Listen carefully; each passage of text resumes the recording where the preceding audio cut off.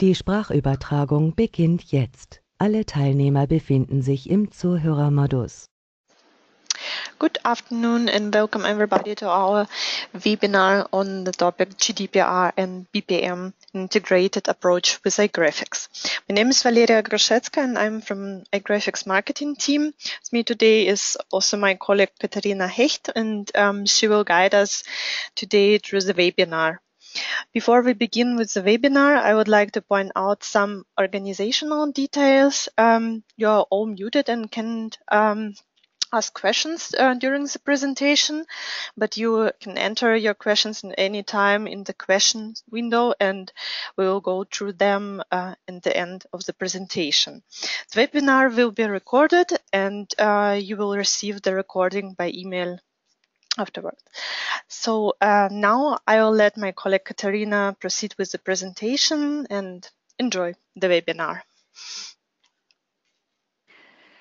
Thank you, Valeria, for the introduction. So warm welcome from my side. My name is Katharina. I'm the pre-sales team lead for the EMEA region for iGrafx, and I will be hosting today's presentation on GDPR and BPM, an integrated approach with iGrafx. Well, so what's our today focus? Today, as the title says, we are focusing on the GDPR and how we can solve any kind of GDPR problems with the iGrafx accelerator. And this is our outline for today. So we're basically talking about some initial definitions, some challenges that we have with the GDPR. Then we'll also talk about the iGrafx GDPR suite, which we have been launching today. So I will show you how the suite looks like, how our approach on the road to compliance can look like. And then we'll go into the system in order to do a live demo, and you will also see how which objects we are using for that and how our approach for the GDPR looks like. So let's start with a picture we always love to show because here quite nicely we can see what the GDPR means, and we are showing this as a kind of elephant which is cut into different pieces. So what does that mean? Well, the GDPR as itself, the General Data Protection Regulation, can be seen as an elephant because it's quite a huge topic.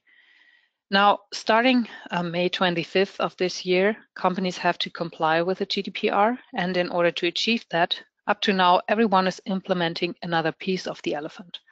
So that means we are not considering the whole picture, but we are only focusing on small pieces of that. We want to give you an outline on how we can better achieve the compliance and how we can assure the road to compliance with the iGrafx accelerator. In order to do that, it's important, however, to understand the big picture of the GDPR. And this is an approach to illustrate the big picture of the GDPR. Here we outline the GDPR into 8 different perspectives, and they start one perspective that we have in the upper left corner is that, of course, the GDPR comes with fines, and fines can amount up to 4% of annual global turnover. That means if we don't comply and we have some data breaches, then our fine can sum up to 4% of annual global turnover. The second part is the consent. So now with the GDPR implementation, we need to have consent to use personal data, which is provided in an intelligible and easily accessible form. So we have to use clear and plain language in order to achieve that. The third part is we are having 7 principles to follow. So there are 7 principles that each organization should follow, which, for example, cover transparency, lawfulness, data minimization, accountability. So those principles are the basic outline that companies have to apply with. In case of data breaches, which is the fourth point here on that slide, is that companies should make sure that they have the right procedures in place to detect, report, and investigate a personal data breach. So that basically means that if we talk about procedures and having procedures in place, we need processes in order to assure that we treat our data breaches the way it has been designed.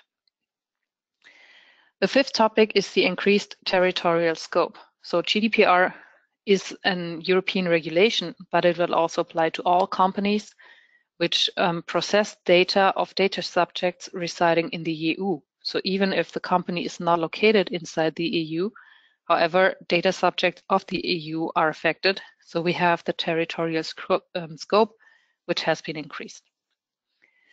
Then we have privacy by design. So it's now a legal requirement to design the privacy, and that we need systems in order to do that. The data subjects also now have 8 more rights. That means data subjects, any kind of private people, the data that is processed by them. So we will talk about a minute about the rights that those people have. And in the 8th place, now we have quite an important role, which is the role of the data protection officer. The data protection officer is a role that has now a large-scale monitoring about all processes and in order to monitor all the data breaches that might occur in an organization. In addition to the data protection officer, and this is what we can see here now in this illustration, we also have additional roles like controller and processor of data, which are also some important frameworks that we now need to think of. So it's not only enough to map a data protection officer, but our focus also has to be on the controller and processor side.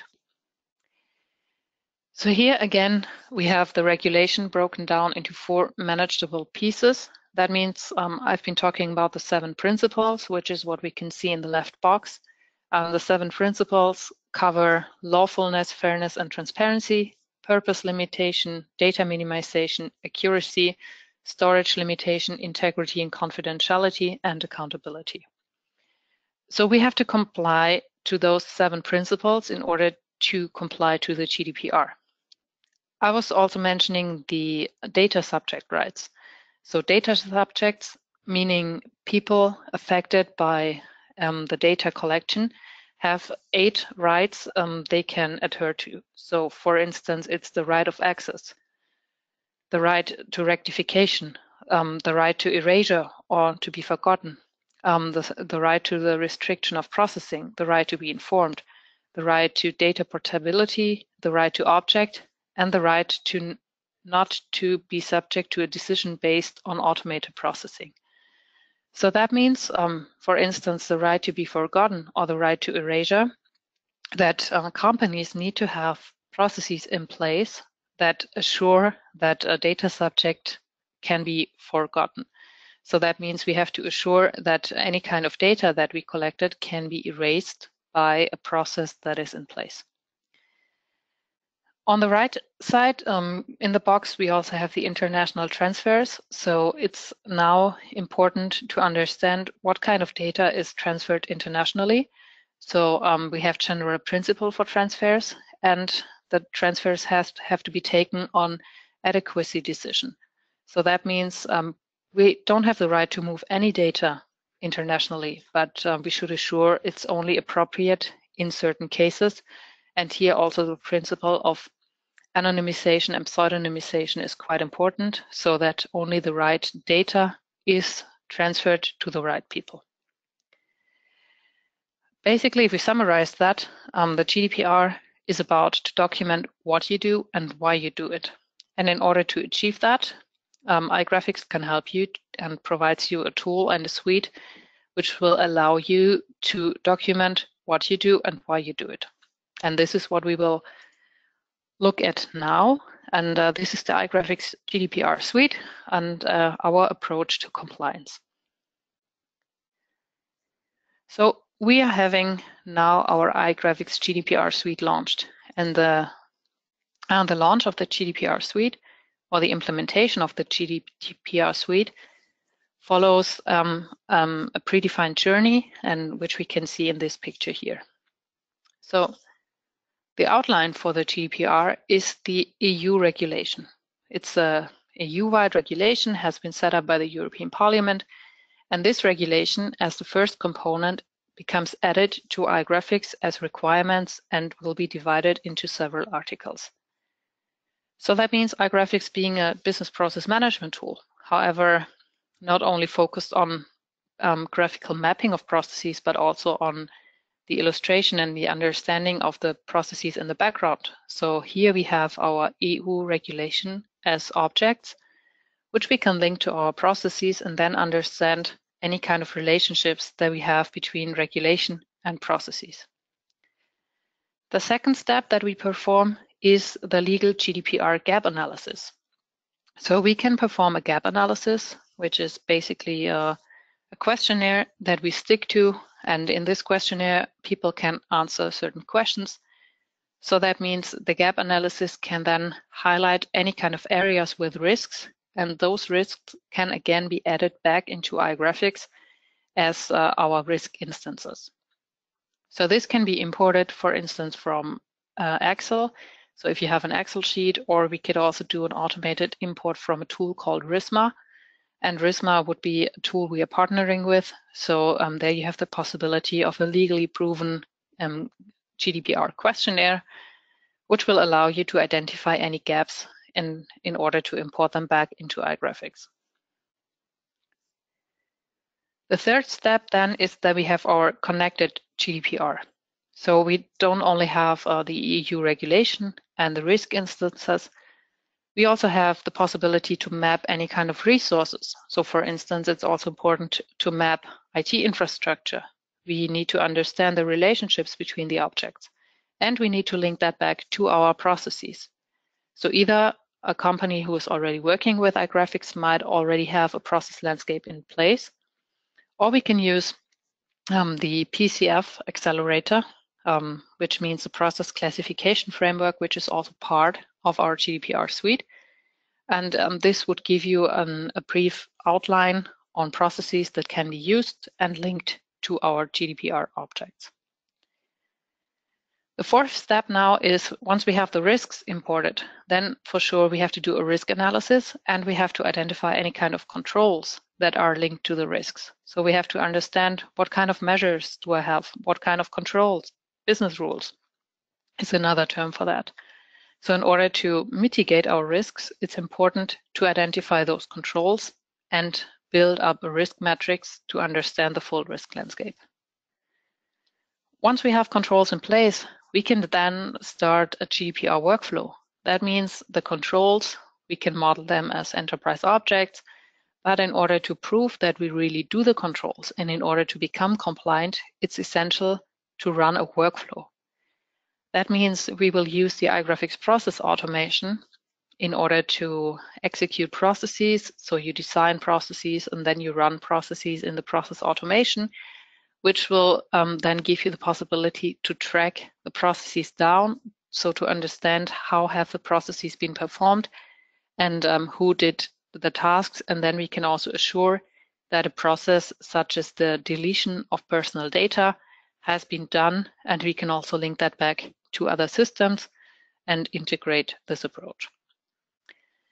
And then the sixth, and in this case also most important step, would be the report and sustainability of the GDPR. So we can use the inbuilt iGrafx reporting tool in order to show if our processes are compliant or not. And also on the reporting basis, we can do some ongoing updates and a control of our compliance landscape. So we can understand, where do we have breaches? For instance, where do I have processes and nobody is responsible for? Or where do I have risks without control? So that means the reporting can give you the possibility to understand that and to outline, where do I need to take some measures in order to improve my GDPR compliance. So now I've shown you the journey we are going in the iGrafx GDPR suite, and split down into the modules that we are offering here. Is for sure the first module that we need in order to have the GDPR suite in place is our iGrafx platform. The iGrafx platform is our web server, so it's a web-based platform where people can access through a web browser, and you don't need to install a tool. You just connect through the web browser and people can view processes and also do things like collaboration, run cycles, and things like that. On top of the platform, we need something which is called PRC extension. PRC extension stands for Performance, Risk and Compliance.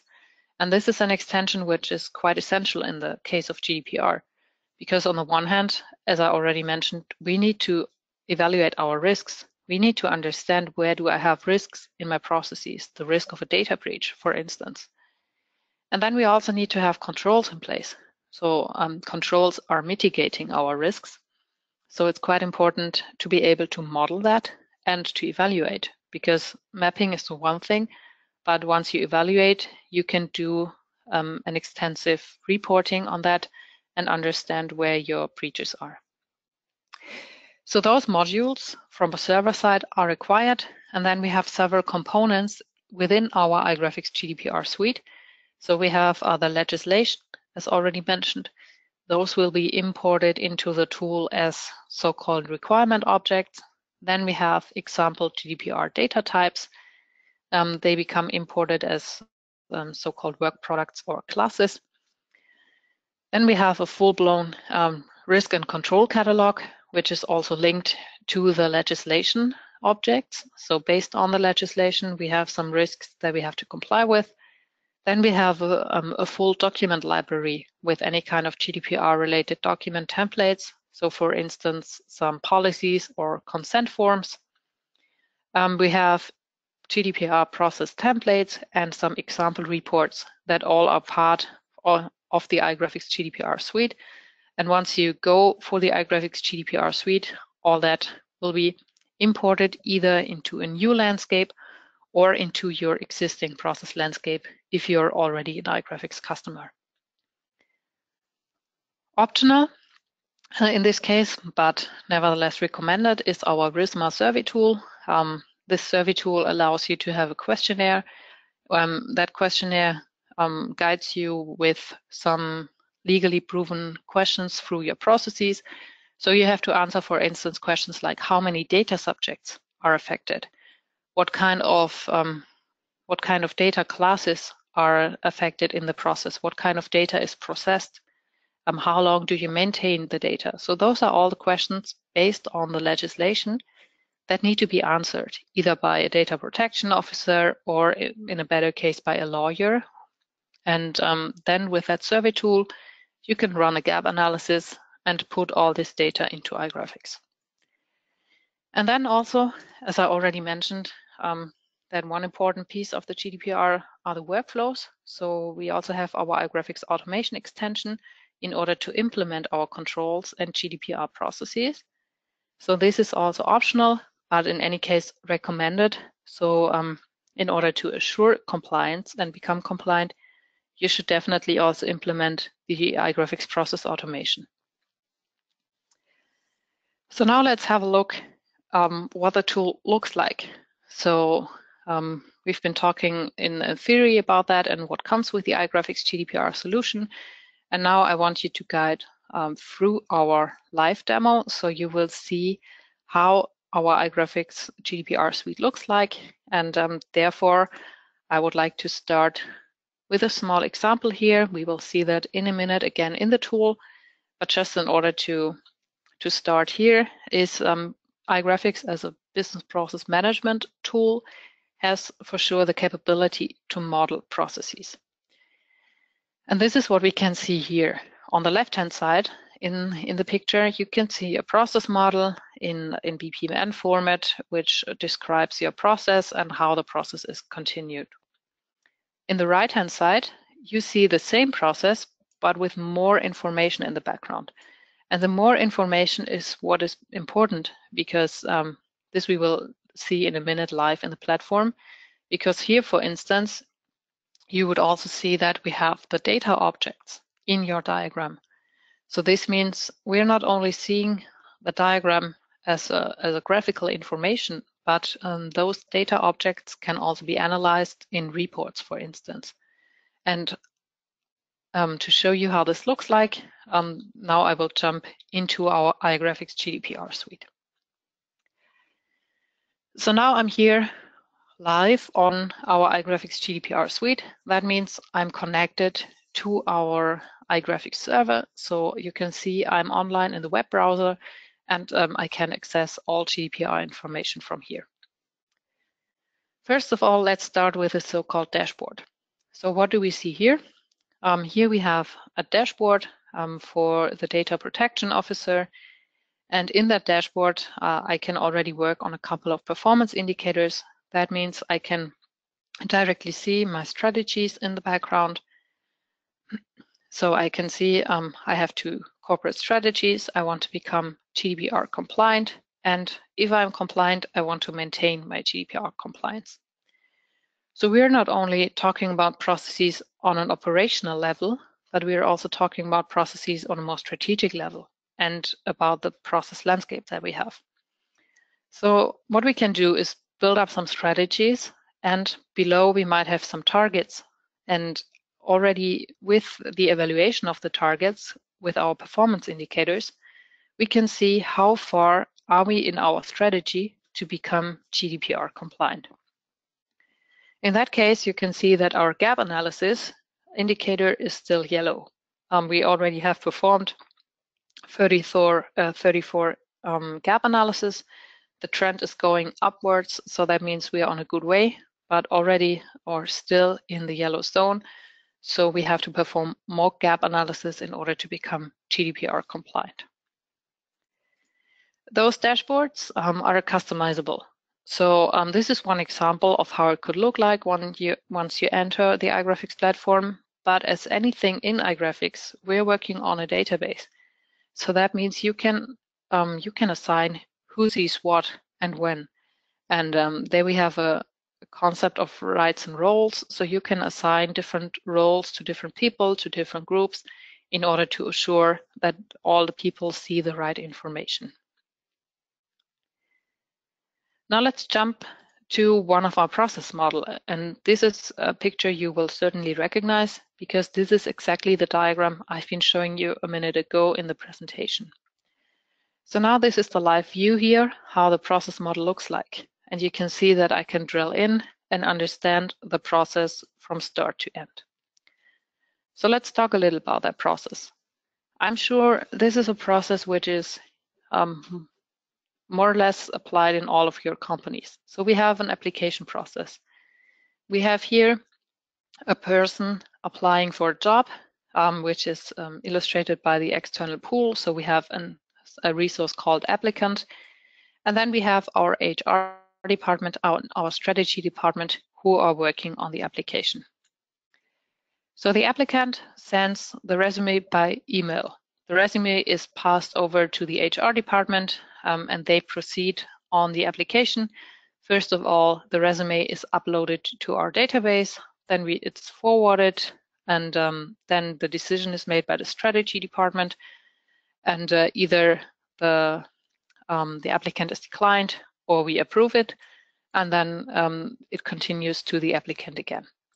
So basic process on how an application could work. What is now important in the aspect of GDPR is that we have personal data that we need to process. So the applicant sends a resume via email, and we can see that here in these little icons that the resume is now sent and processed by the HR department. So this is not all. You see it graphically, but you can also click on that little icon, and then you will see all the information in the background, which supports our resume here. So what does that mean? Well, this diagram element describes the data resume. So a resume comes in from an applicant, and this is illustrated here. This resume is then stored on our internal HR system, which is also something that we can see here in the diagram. So we get the data by email, or people can also upload it maybe on our website, and then we store it in our internal HR system. So here we can see where the data is actually located. And quite important, the so-called classes that we have implemented. So here we can actually see which kind of data is processed in the resume. So we have educational information. We have the information about gender, name, personal email address. So a lot of personal information from our data subject, which is processed on. So we can directly see where do we work on the personal email address, and the other way around, it's all dynamic and clickable. So once you click on personal email address, you will see where the personal email address is appearing and in which data objects. So this is about the resume. Now the resume is stored on the internal HR system. So let me just jump to the internal HR system, which is also clickable. And here you will see that we can directly identify who is responsible for the internal HR system. In this case, it's the IT manager being responsible. We can also see that which kind of data flow objects are stored on the internal HR system. So we will see the resume. And quite importantly, you can also identify where is our internal HR system located. So in this case, it's located in the United States, but as I mentioned, it's not important where the company is sitting. It's just important that any kind of data subject from the EU could apply. So that means we have to assure compliance here as well. Also, I can click on that little process icon here. So what you can see in the right-hand side is the diagram, but the diagram is not really describing the process. It's just a graphical illustration. What makes it important, or what makes it a process, is then if you have the relationships defined, and you can see that now in the left window. So what does that mean? Well, the diagram describes our HR application process. Here we have a brief summary of the HR application process. So it's a process that screens electronic resumes from an external data processor, and you can also click on some things here in order to understand what is actually a filing system. So what does that really mean here? Then we can understand that for the process, we have somebody responsible. So that means resources actually performing that process. You can again see which kind of data is processed on in the process. And quite importantly, which we will talk about in a minute as well, you will see which risks do we have in our processes. So for instance, I have the risk of improper processing of personal data. The current risk evaluation, the residual risk value, is also implemented here. So you can see it's a 2. It is a green light here. So that means the process risk is at green. Why? Because we have 3 controls already identified. For instance, we're doing an HR employee training, or we have a data visibility control that assure our risk is mitigated here. We will talk about the risks in a second. Now, what I would like to do is, first of all, I would like to leave that process view here and open our central repository on the left-hand side. Because if you remember the journey I've drawn, we are not only working on the implementation of processes, but we are also talking about implementing the EU regulation. So the EU regulation, the GDPR regulation, is our anchor and is our basic framework in order to start our GDPR compliance journey. So what does that mean? I like to click on the requirements here, and you can see that we have a folder which is called GDPR regulation text. And if you open that folder, you will see all chapters from the GDPR law implemented into iGrafx. So those chapters are sorted by articles. So let's, for instance, jump into chapter 4. Then I will open some additional sections. Then I can go into section 1. And here we have all our articles. And let me just take the article 30, which is our records of processing activities. And here you will see the text as it is stated in the regulation. So that means directly imported from the regulation text, you will see all articles and what the article means. And then not only the description, but the added value is then implemented with the relationships. So whenever you click on relationships in iGrafx, you can define additional relationships. In this case, for instance, we have 3 risks identified to our article 30. But we might also have the possibility to directly link that to our processes. So then you could say that this requirement is a requirement for one of our processes. The other way around, if you have processes for your requirements, you can say that our processes comply with our requirements, our processes comply with the GDPR, which is the added value that we have here in the relationships.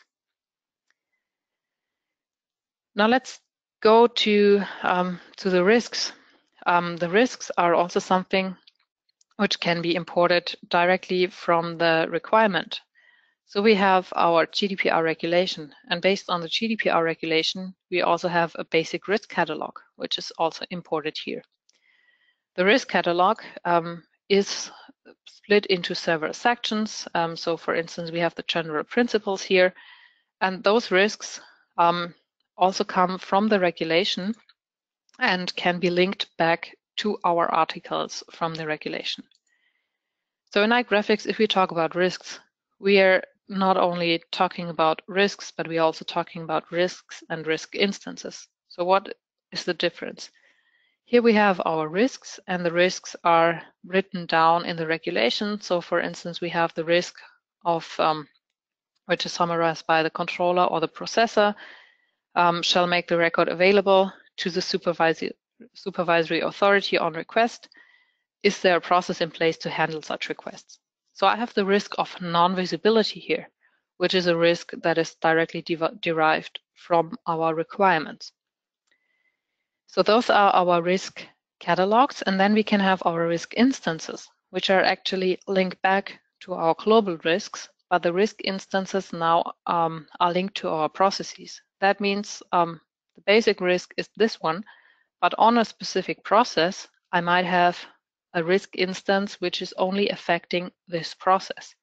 And this is the basic concept of the iGrafx GDPR, that what will come here in the GDPR suite are the risks in the risk catalog.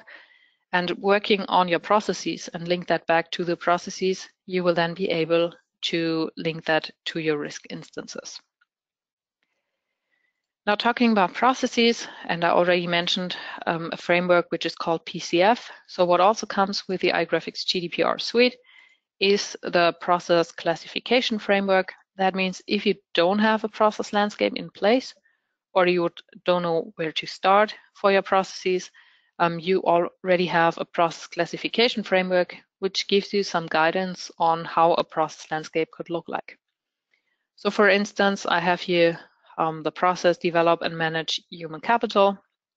You can see that the process classification framework is also linked to some sub-processes. So whenever I open the develop and manage human capital process, you will then also identify that we have sub-processes below that. So this classification or this framework can be used. It's not necessary to use it. It comes with a GDPR solution, so you can directly implement that. Or you can, for sure, if you have your own processes in place, you can also have your own process landscape identified as objects and link back to anything that is important from the GDPR suite. So now let's talk about the process we've seen before. So if you remember, I had the diagram, and clicking on that window again, I can jump to the HR application process. And if I'm now on the HR application process, here I will see our process narrative. So the diagram itself is not the process, but the process object, the HR application process object, is what is important and where we can run our analysis on.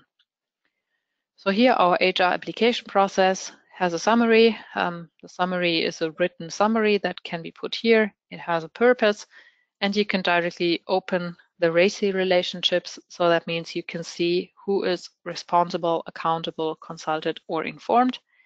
And what I've already been talking about is here you can see all linked risk instances. That means, for instance, we have the improper processing of personal data, where we can directly track our inherent and residual risk values and the combined controls that we have in place.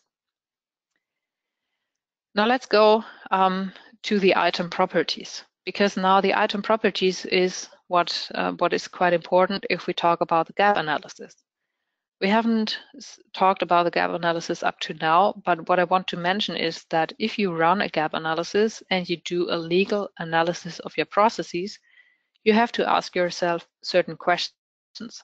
So for instance, you have to understand what kind of data subject categories are processed in this process.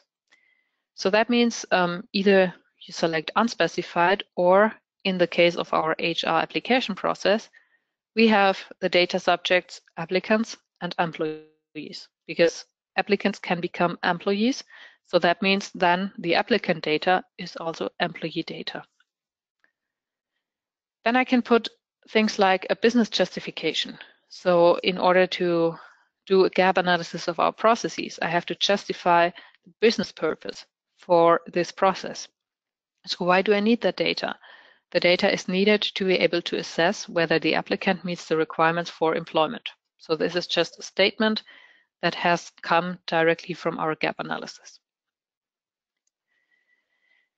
Quite an important concept here. Is there any kind of child data that we need to justify?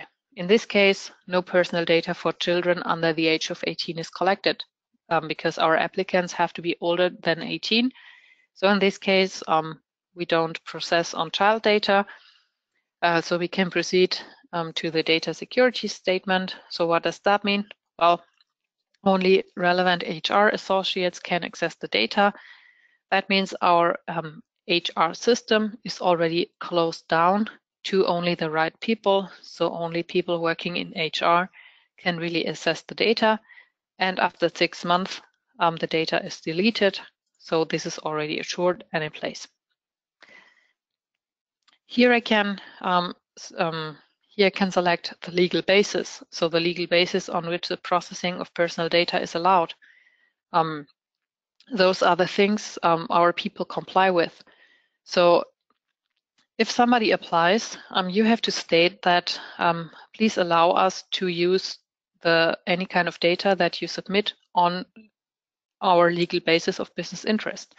So if people check that, then you can say that the legal basis is on business interests. So this is what is stated here.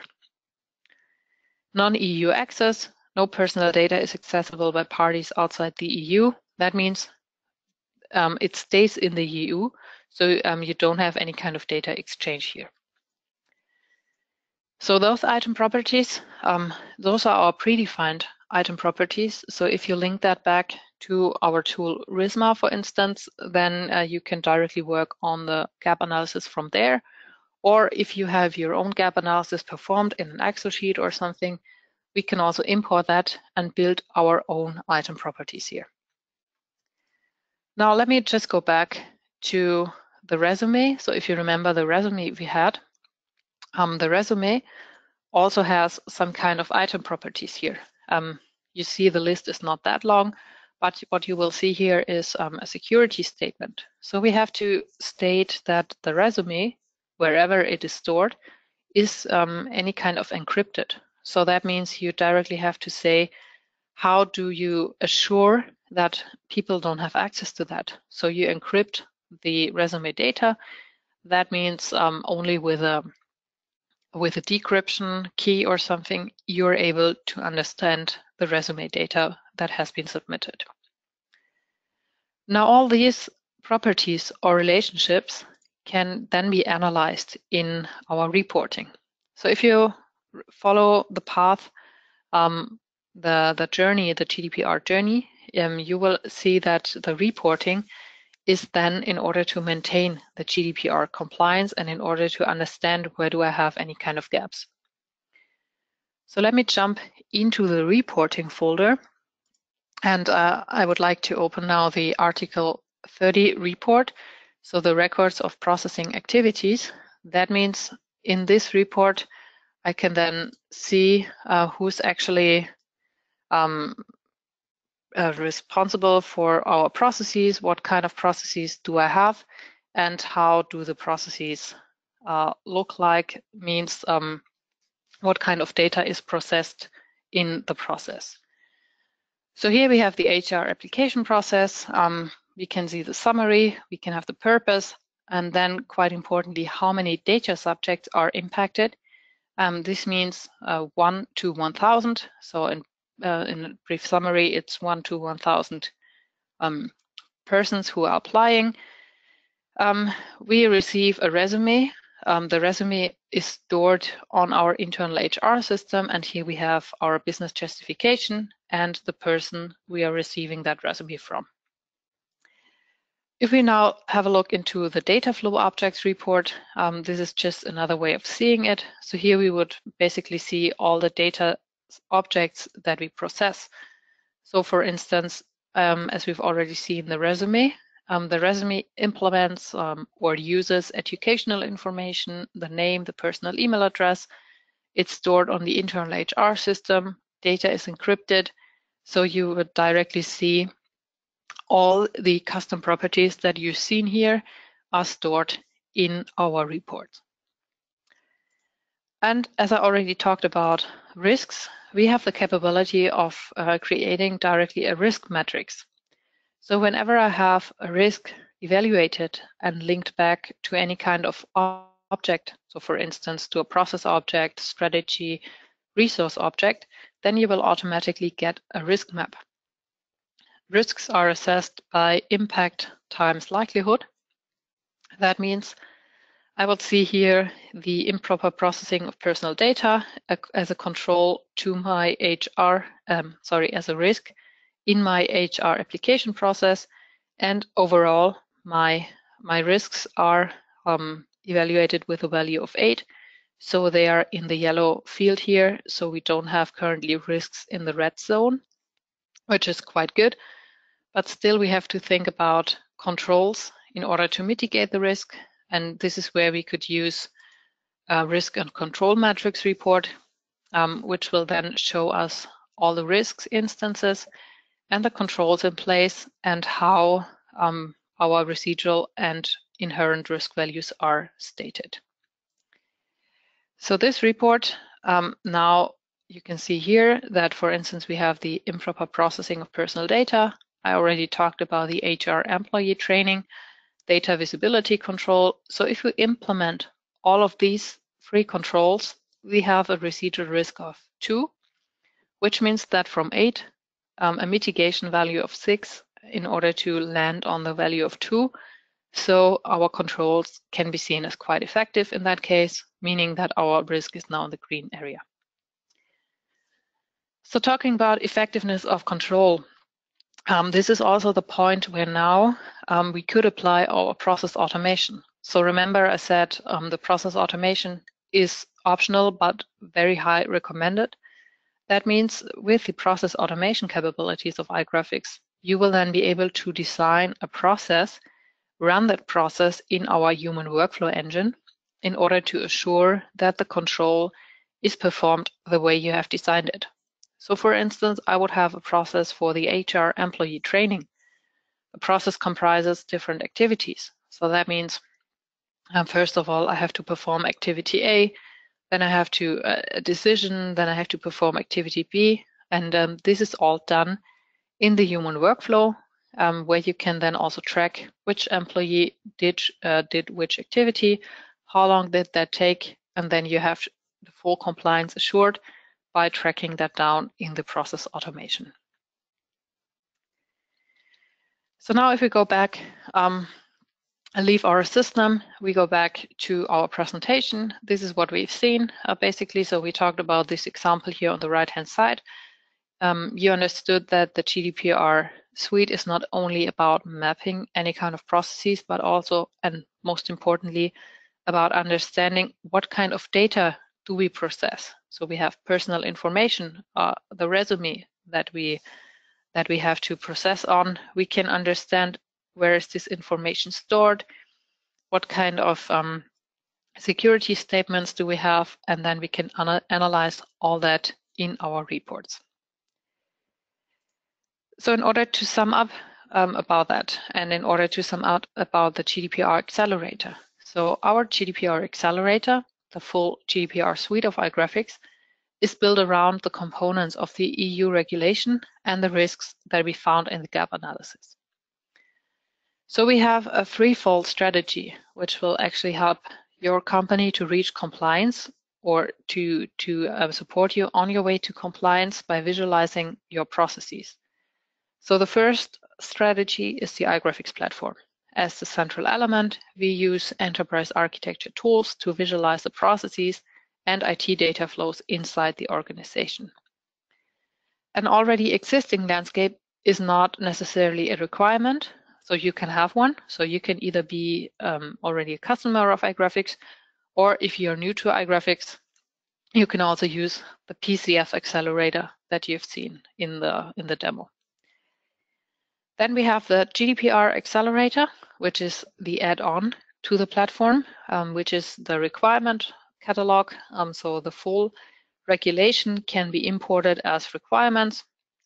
And then we can also import our gap analysis into the risk library and connect that back to our relevant processes, which will then assure the third strategy, the implementation.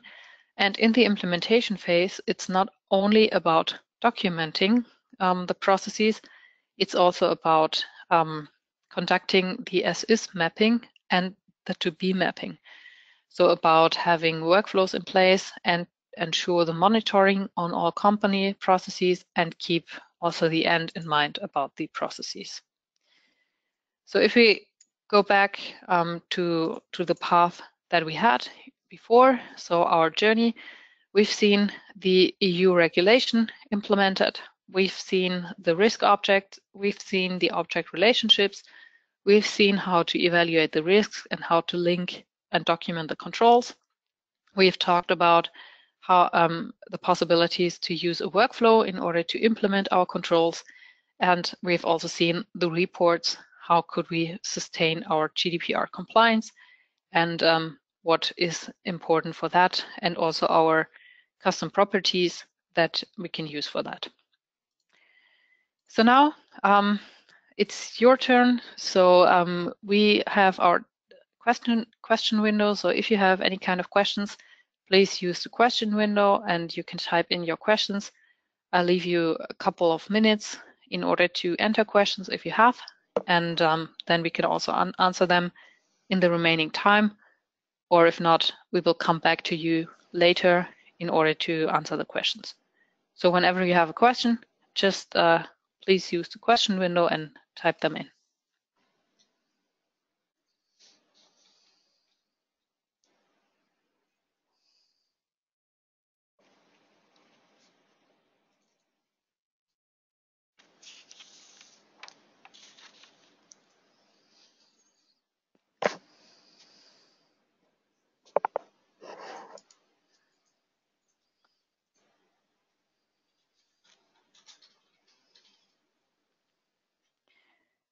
Okay, so just leaving a little more time if you have questions.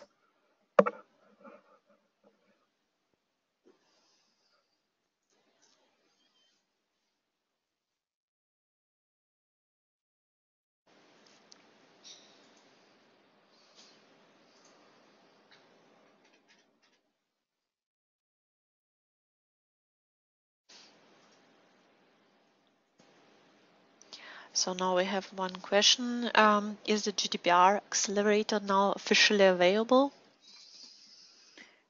Yes, it is available as of now. So today was our official EMEA launch of the GDPR accelerator. So it is available for purchase and implementation and can be implemented into existing or new process landscapes.